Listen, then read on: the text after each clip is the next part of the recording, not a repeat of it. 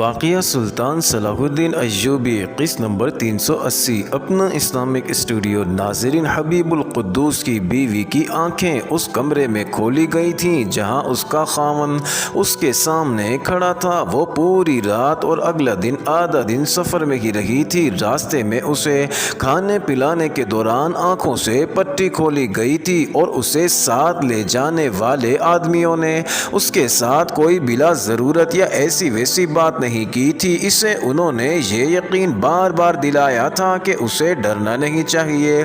ناظرین، حبیب القدوس کو دیکھ کر اس کی جان میں جان آئی۔ اس کے ساتھ صلیبی افسر بھی تھا۔ حبیب القدوس نے زہرہ سے کہا، یہ ہمارا دوست ہے اور اپنے آپ کو یہاں قیدی نہ سمجھنا۔ تم بہت تھکی ہوئی ہو، آج رات آرام کر لو، کل صبح تمہیں بتائیں گے کہ ہم کیا کرنے والے ہیں۔ تم اکثر کہا کرتی ہو کہ مردوں کی طرح جہاد میں شریک ہونا چاہتی ہو۔ میرے اس دوست نے تمہارے لیے بڑا اچھا موقع پیدا کر دیا ہے۔ ناظرین، صلیبی افسر انہیں اکیلا چھوڑ کر باہر نکل گیا۔ زہرہ ابھی نوجوانی کی عمر میں تھی اور اس کے حسن میں خاصی کشش تھی۔ جسم شریر اور طبیعت میں کچھ شوخی بھی تھی۔ شام سے ذرا پہلے وہ دو لڑکیاں جنہیں حبیب القدوس نے تالاب میں نہاتے دیکھا تھا اس کے کمرے میں آئیں اور زہرہ کو بے تکلف سہیلیوں کی طرح اپنے ساتھ لے گئیں۔ یہ تھا تو ہیبت ناک کھنڈر، لیکن لڑکیاں جہاں رہتی تھیں وہ کمرہ سجا ہوا اور وہاں رنگین فانوس تھے۔ اس کمرے میں کھنڈر کا گمان نہیں ہوتا تھا۔ زہرہ تھوڑے سے وقت میں ان میں گھل مل گئی۔ ان میں سے ایک لڑکی نے اسے کہا، تمہارے ماں باپ کتنے ظالم ہیں جنہوں نے تم جیسی نوخیز کلی کو اس بوڑھے کے قدموں میں پھینک دیا ہے۔ تمہیں اس نے خریدا تو نہیں تھا؟ ہاں، زہرہ نے رنجیدہ لہجے میں کہا، اس نے مجھے خریدا تھا۔ میں بھاگ کر کہیں جا بھی تو نہیں سکتی۔ اگر کوئی پناہ مل جائے تو بھاگ جاؤ گی؟ اگر یہ پناہ میری موجودہ زندگی سے بہتر ہوئی تو میں ضرور بھاگوں گی، زہرہ نے کہا اور پوچھا، اس نے مجھے یہاں کیوں بلایا ہے؟ تم لوگ کون ہو؟ کیا یہ مجھے بیچ رہا ہے؟ اگر تم ہمارے پاس آ جاؤ تو شہزادی بن کے رہو گی۔ ایک لڑکی نے اسے کہا، ہم تمہیں بتا دیں گے کہ ہم کون ہیں، لیکن اس سے پہلے یہ دیکھنا ہے کہ تم ہمارے ساتھ رہنے کے قابل بھی ہو یا نہیں۔ تم ہمارے ساتھ باہر جا کر ہماری طرح تالاب میں نہا سکو گی؟ اس حیوان سے مجھے آزاد کرا دو تو جو کہو گی کروں گی، زہرہ نے کہا۔ ناظرین، ایک آدمی زہرہ کو کھانے کے لیے بلانے آ گیا۔ اس نے کہا کہ نائب سالار کھانے پر انتظار کر رہے ہیں۔ ناظرین، زہرہ چلی گئی تو وہی صلیبی آ گیا جو حبیب القدوس کے ساتھ بات چیت کرتا رہا تھا۔ لڑکیوں نے خوشی کا اظہار کرتے ہوئے اسے بتایا، یہ لڑکی ہمارے کام کی ہے اور وہ اس بوڑھے خاوند سے سخت نفرت کرتی ہے۔ اگر تم اجازت دو تو اسے اپنے رنگ میں رنگ لیتی ہیں۔ تم نے دیکھ لیا ہے یہ کتنی خوبصورت ہے، اس میں شوخی بھی ہے اور اس کا جسم سختی برداشت کر سکتا ہے۔ تربیت کی ضرورت ہے، لیکن میں یہ سوچ رہا ہوں کہ یہ شخص تو یہ کہتا تھا کہ اسے اپنی بیوی پر اعتماد ہے اور وہی پیغام رسانی کا کام کر سکتی ہے، صلیبی نے کہا۔ اگر یہ لڑکی اس شخص سے نفرت کرتی ہے تو یہ اسے دھوکہ دے گی اور ہم سب کو پکڑوائے گی۔ اس کا مطلب یہ ہوا کہ ہمیں اس معاملے میں جلد بازی نہیں کرنی چاہیے۔ یہ آدمی ہمارے فریب میں آ گیا ہے، مجھے مصری مسلمان اور وطن پرست سمجھتا ہے، ہمارا کام کرنے کو تیار ہو گیا ہے۔ اگر یہ لڑکی اسے دھوکہ دینے کی سوچ سکتی ہے تو ہم اسے استعمال کر سکتے ہیں۔ میں اسے پرکھوں گا۔ تم رات کو تھوڑی دیر کے لیے اسے میرے پاس لے آنا، کسی بہانے باہر چلی جانا۔ ناظرین، کھانے کے کچھ دیر بعد لڑکیاں پھر سے ہنسنے کھیلنے اور گپ شپ کے لیے آئیں۔ اسے پہلے سے زیادہ بے تکلف بلکہ کسی حد تک بے حیا کر لیا۔ صلیبی آ گیا اور لڑکیاں کسی بہانے سے باہر نکل گئیں۔ ناظرین، صلیبی نے زہرہ سے وہی باتیں کیں جو لڑکیاں اس کے ساتھ کر چکی تھی۔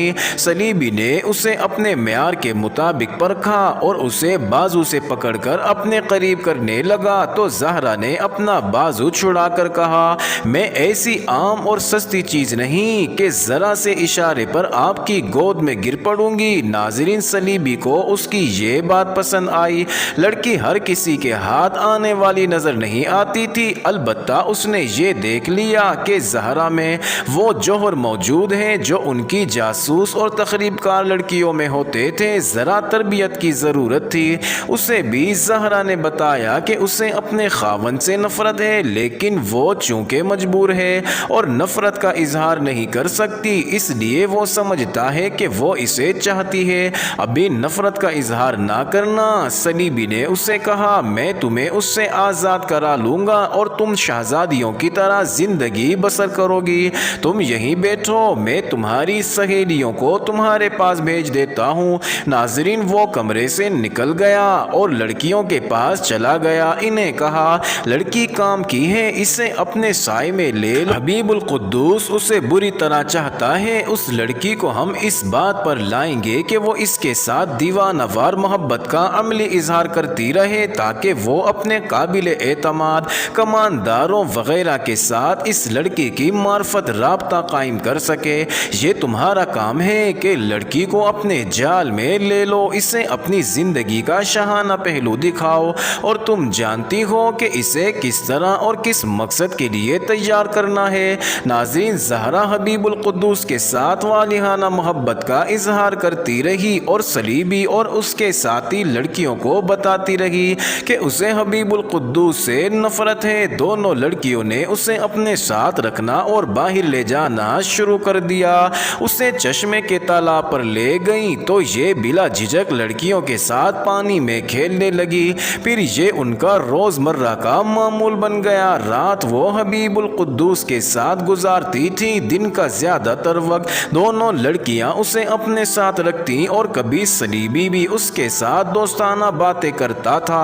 ناظرین، زہرا 4-5 دنوں میں ان لڑکیوں جیسی ہو گئی۔ اس کی شوخیاں بے حیائی کا رنگ اختیار کرنے لگی اور لڑکیاں آہستہ آہستہ سے اپنی پراسرار زندگی کے متعلق بتانے لگیں۔ اس دوران صلیبی نے حبیب القدوس کے ساتھ بغاوت کا منصوبہ تیار کر لیا۔ حبیب القدوس نے یہ منصوبہ تیار کرنے میں بہت مدد دی۔ ناظرین، اب صلیبی کو اس پر اعتبار آ گیا تھا۔ اس نے حبیب القدوس کو مصری فوج کے 1-2 اعلیٰ حکام اور 2 انتظامیہ کے حاکموں کے نام بتائے جو درپردہ سلطان صلاح الدین ایوبی کے خلاف تھے اور بغاوت کی سوچ رہے تھے۔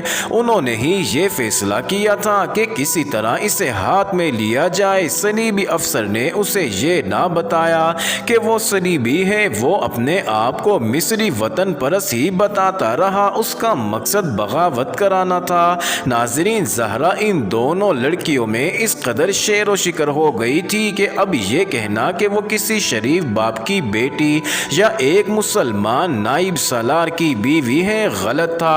ناظرین، حبیب القدوس اسے اپنی وفادار بیوی سمجھتا تھا۔ ایک روز اس نے لڑکیوں سے کہا کہ وہ اس کھنڈر سے اوپر پہاڑیوں میں گھری ہوئی دنیا سے تنگ آ گئی ہے۔ لڑکیوں نے اسے کہا کہ وہ اسے ان پہاڑیوں سے پرے کی دنیا دکھا لائیں گی۔ چنانچہ وہ اسے ایک پہاڑی راستے سے گزارتی ایک جھیل کے کنارے لے گئیں اور اس کے کنارے کنارے جب وہ اور آگے گئی تو اسے دریائے نیل نظر آیا۔ اسی کا پانی پہاڑی کے اندر آ کر جھیل بنا ہوا تھا۔ ایک جگہ پہاڑی کی اوٹ میں ایک کشتی چھپی ہوئی تھی جس میں 2 چپو تھے۔ یہ جگہ بہت ہی خوبصورت تھی۔ زہرا ان لڑکیوں کے ساتھ وہاں ہنستی کھیلتی رہی۔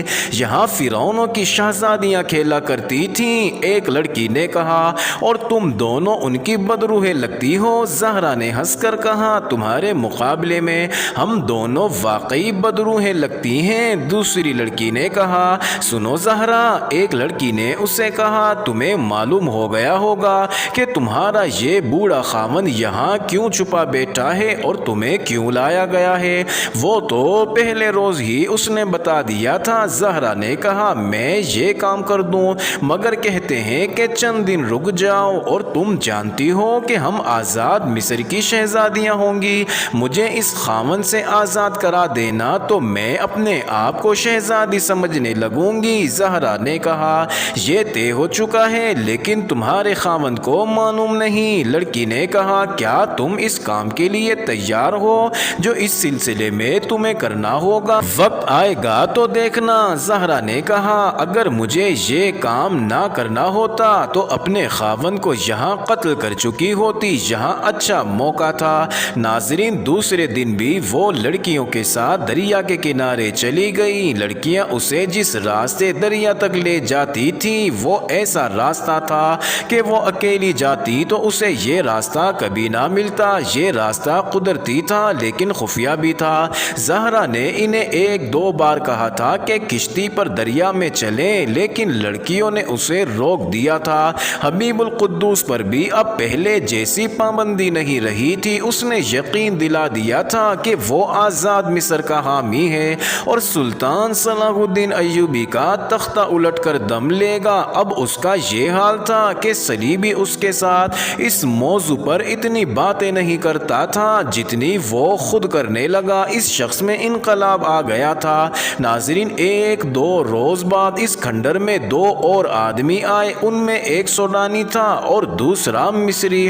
انہیں حبیب القدوس سے ملایا گیا، وہ ان دونوں کو نہیں جانتا تھا۔ ان کے پاس مصر، سوڈان اور عرب کے نقشے تھے، کچھ اور کاغذات بھی تھے۔ انہوں نے حبیب القدوس کے ساتھ بغاوت کے حقیقی پہلوؤں پر بڑی طویل بات کی۔ حبیب القدوس نے نہ صرف دلچسپی کا اظہار کیا بلکہ انہیں ایسے مشورے دیے جو ان کے ذہن میں نہیں آئے تھے۔ انہوں نے حبیب القدوس کو چند اور لوگوں کے نام بتائے جو مصر کی فوج اور انتظامیہ میں تھے اور درپردہ سلطان ایوبی کے خلاف زمین ہموار کر رہے تھے۔ ناظرین ان دونوں آدمیوں نے یہ بھی بتایا کہ مصر پر مصری فوج کے جو دستے ہیں انہیں غلط احکام دے کر سرحدی دفاع میں اتنا شگاف پیدا کر لیا جائے گا جس سے سوڈان کی فوج کے کچھ دستے اندر آ کر بغاوت میں جان ڈال سکیں گے۔ بغاوت کامیاب ہونے کی صورت میں مصر کا امیر کون ہوگا؟ حبیب القدوس نے پوچھا۔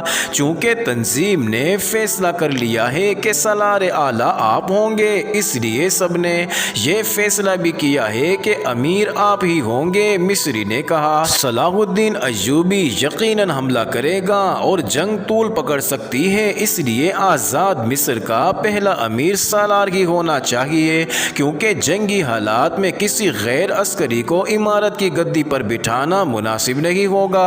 آپ میں جو خوبیاں ہیں وہ اور کسی سالار میں نہیں۔ حبیب القدوس کا سینہ اور زیادہ پھیل گیا اور اس کی گردن تن گئی۔ امید ہے کہ آپ کو اس پر اعتراض نہیں ہوگا کہ ضرورت پڑنے پر ہم نے صلیبیوں سے بھی مدد لینے کا انتظام کر لیا ہے۔ سوڈانی نے کہا انہیں معاوضہ کس شکل میں دیا جائے گا؟ حبیب القدوس نے پوچھا ان کے لیے یہی معاوضہ کافی ہے کہ ہم صلاح الدین ایوبی کے خلاف لڑیں گے اور مصر کو آزاد کرائیں گے۔ مصری نے کہا انہیں مصر نہیں چاہیے، وہ فلسطین کو ایوبی سے بچانے کی فکر میں ہیں۔ مصر ایوبی کے ہاتھ سے نکل گیا تو وہ اس فوج سے جو مصر میں موجود ہے محروم ہو جائے گا اور اسے یہاں سے جو رسد اور دیگر جنگی امداد ملتی ہے وہ بند ہو جائے گی، اور اگر اس نے مصر پر حملہ کیا تو اس کے ساتھ جو مصری سپاہی ہیں وہ اپنے مصری بھائیوں کے خلاف نہیں لڑیں گے۔